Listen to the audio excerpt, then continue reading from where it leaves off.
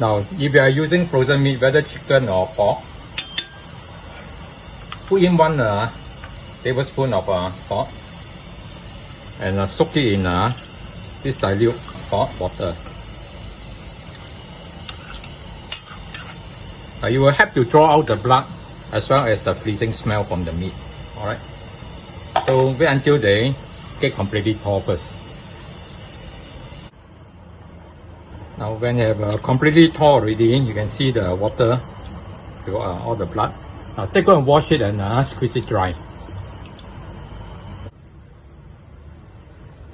Now we have washed the chicken meat already. Now trim off the excessive fat and the tendon.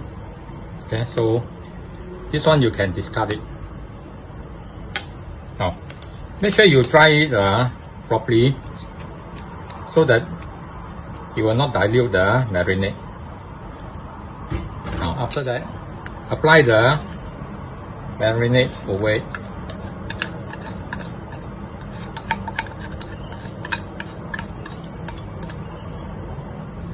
Now massage the marinade into the meat. Okay, turn it the other side. Get the marinade onto the plate and then marinate it. The turmeric will get the skin to be yellowish after they're cooked, so it look more presentable.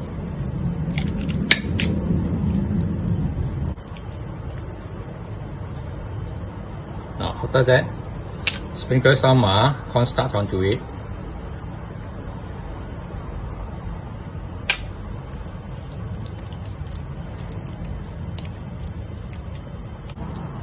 Now then put some oil.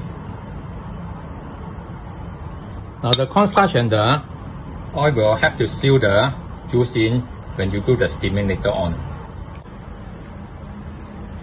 Now put it in the chiller to chill for at least 1 hour. I'm doing this in the morning and steam it in the evening. Now here we boil a wok of water. Now stand by a cup of cool water from the tap. Now put in our spring sprout. Let it boil for 1 minute. Okay, take it out.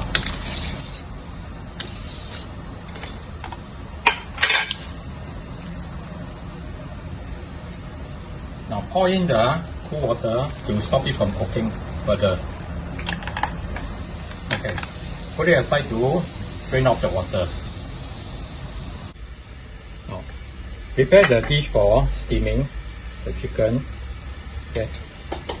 Put some oil onto it, coat it so that the chicken will not stick to the plate.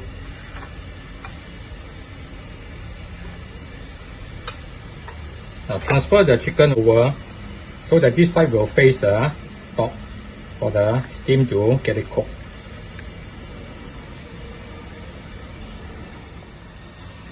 We have the water boil again. Put in the chicken. Steam it for 10 minutes. Now after 10 minutes, open it. If you see that the juice is clear, usually they are cooked already.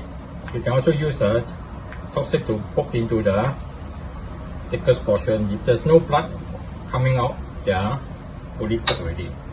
Okay. Now we have removed the chicken and skim off the oil from the juice here. Okay. Now put in your bean sprout.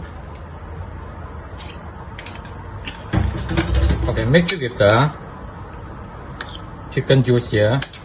Spread them well. Okay, put it aside first. Now we have taken out the chicken to leave it up to cool down. So once it cools sufficiently, we can start to cut it. Okay, we will halve this one over here.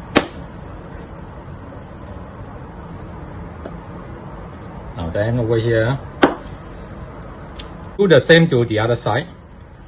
Okay, chop it down, then cut. Now this way the skin will not tear.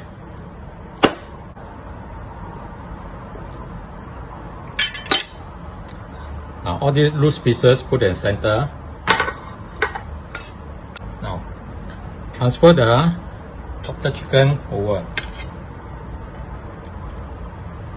we can sprinkle some of the spring onion for garnishing.